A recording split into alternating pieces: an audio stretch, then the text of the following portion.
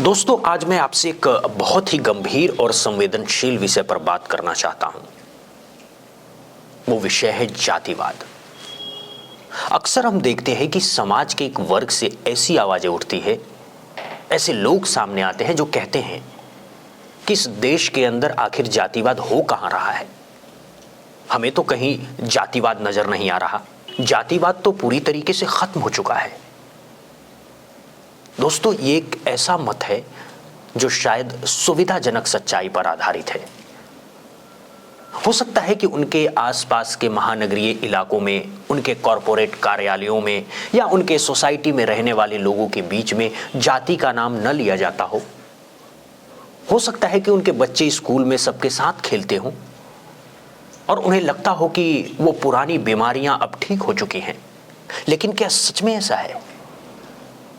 क्या भारत की गांवों की मिट्टी में, उसकी सामाजिक संरचना में जातिवाद नाम की ये सामाजिक बुराई पूरी तरह से खत्म हो चुकी है, या फिर इसने अपना रंग बदल लिया है, अपना रूप बदल लिया है और समाज के कुछ वर्गों को आज भी उतनी ही बेरहमी से, उतनी ही कठोरता से जकड़ रखा है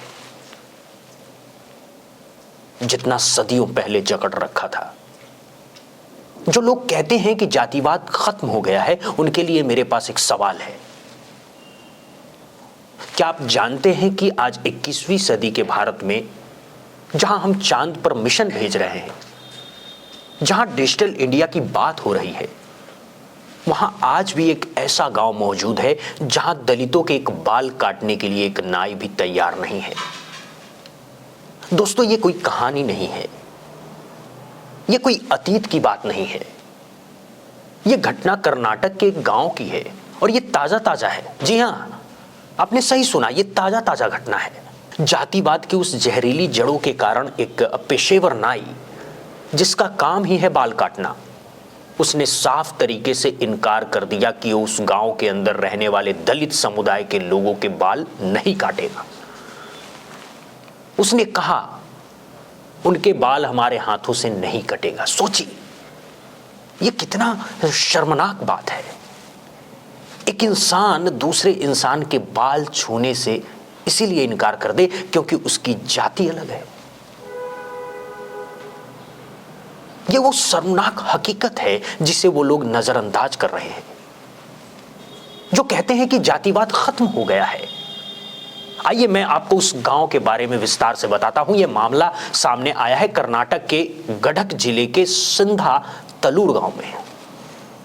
यह कोई बहुत छोटा गांव नहीं है, लेकिन यहां की सामाजिक व्यवस्था आज भी पुराने रूढ़िवादी ढर्रे पर चल रही है। इस गांव में दलित समुदाय के लोग लंबे समय से रह रहे हैं। वो खेतों में काम करते हैं, मजदूरी करते हैं, लेकिन जब बात आती है बुनियादी सुविधाओं की, तो उन्हें हर कदम पर ठोकर खानी पड़ती है। सबसे बुनियादी सुविधाओं में से एक है बाल कटवाना। एक ऐसी चीज जो हम सभी के लिए बेहद आम है। हम किसी भी सैलून में जाकर बैठ जाते हैं और अपने बाल कटवा लेते हैं, लेकिन सिंधा तलूर गांव के दलितों के लिए ये एक बहुत बड़ी समस्या थी। गांव में नाई की दुकानें थी, नाई रहते थे, लेकिन वे दलितों के बाल काटने से इनकार कर देते थे। ये इनकार सिर्फ एक बार नहीं था, बल्कि ये दशकों से चली आ रही परंपरा का हिस्सा था। सदियों पुरानी ये सामाजिक बेड़ियां इतनी मजबूत थीं कि नाई समुदाय के लोग भी इसका उल्लंघन करने की हिम्मत नहीं जुटा पाते थे। उन्हें डर था कि अगर उन्होंने दलितों के बाल काटे तो उनका ही समाज, उनकी ही जाति के लोग उनका ही बहिष्कार कर देंगे। उन्हें ऊंची जाति के लोगों के गुस्से का सामना करना पड़ सकता है। इसीलिए भेदभाव एक अलिखित कानून की तरह चलता आ रहा था। तो मजबूरन दलितों को क्या करना पड़ता था? उन्हें अपने गांव से कई किलोमीटर दूर पड़ोसी गांव में जाकर बाल कटवाने पड़ते थे। सोचिए, एक मजदूर जो दिहाड़ी पर काम करता है, वो अपना कीमती समय, अपने पैसे बर्बाद करके दूसरे गांव में क्यों जाए? सिर्फ बाल कटवाने के लिए? उसे अपनी रोजी रोटी के लिए मेहनत करनी होती है। उसके पास न तो इतना समय होता है और न इतने पैसे कि वो बार बार दूसरे गांव का सफर तय करे। बुजुर्ग लोग, बीमार लोग, छोटे छोटे बच्चे, सबको इस असुविधा का सामना करना पड़ता था। बार बार यात्रा करना, कभी कभी तो नाई मिल भी जाता और कभी कभी नहीं भी मिलता था। कई बार तो दूसरे गांव के नाई भी ये जानकर कि वे किस गांव से आए हैं, उनके साथ वैसे ही व्यवहार करते थे। दोस्तों, ये एक अंतहीन चक्र था, भेदभाव, अपमान और असुविधा का चक्र। जब ये मामला लगातार बना रहा तो दलित समुदाय के लोगों ने हिम्मत जुटाई। उन्होंने इस सामाजिक बुराई के खिलाफ आवाज उठाई। उन्होंने स्थानीय प्रशासन, पुलिस और जनप्रतिनिधियों से शिकायत की। पहले तो उनकी बातों को नजरअंदाज किया गया, लेकिन जब उन्होंने हार नहीं मानी और लगातार अपनी पीड़ा को उजागर किया तो आखिरकार प्रशासन की नींद टूटी। प्रशासन ने इस मामले का संज्ञान लिया। अधिकारी गांव में पहुंचे, उन्होंने स्थिति का जायजा लिया और पाया कि वाकई में दलितों के साथ ये घोर सामाजिक अन्याय हो रहा है। अब सवाल था, इसका हल क्या निकाला जाए? क्या नाई समुदाय को समझा बुझाकर राजी किया जा सकता है?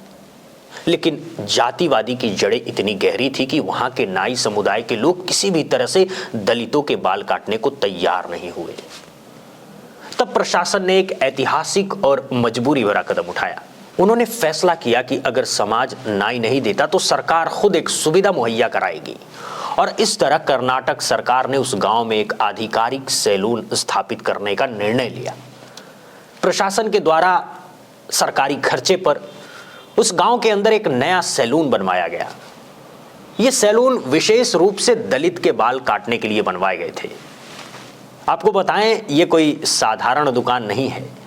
प्रशासन ने पक्का निर्माण करवाया, उसमें बिजली, पानी जैसी सुविधाएं, बुनियादी सुविधाएं सुनिश्चित की।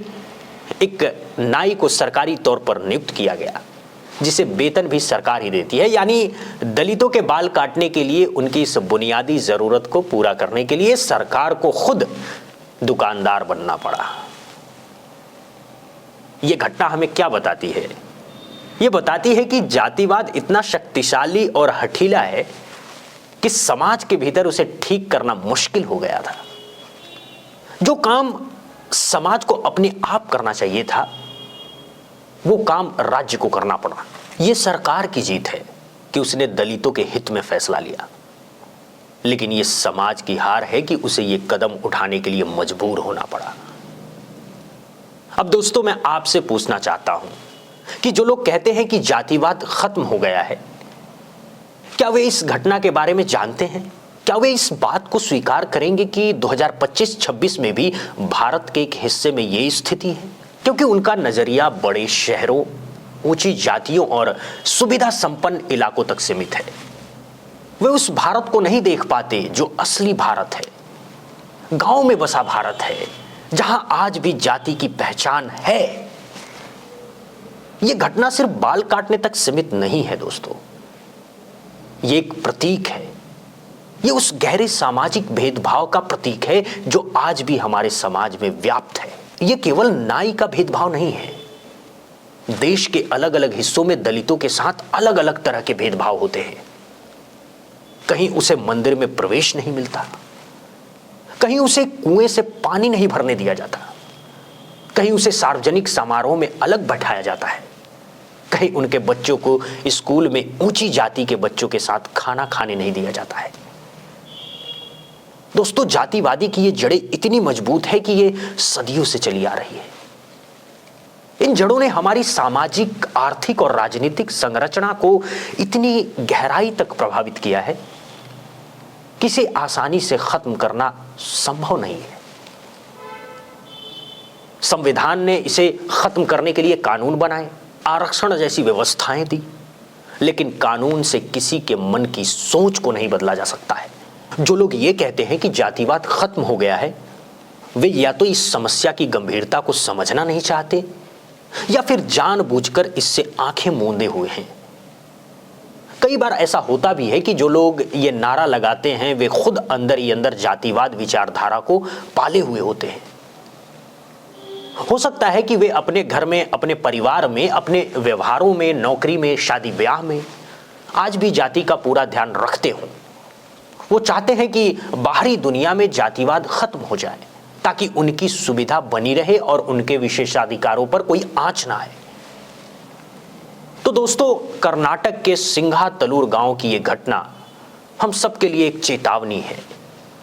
ये एक आईना है जो हमारे समाज का असली चेहरा दिखाता है।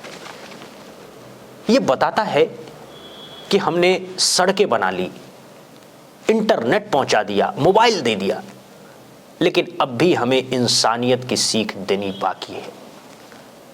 हमें यह समझना होगा कि जातिवाद सिर्फ एक शब्द नहीं, यह एक ऐसी व्यवस्था है जो करोड़ों लोगों की जिंदगी को प्रभावित करती है।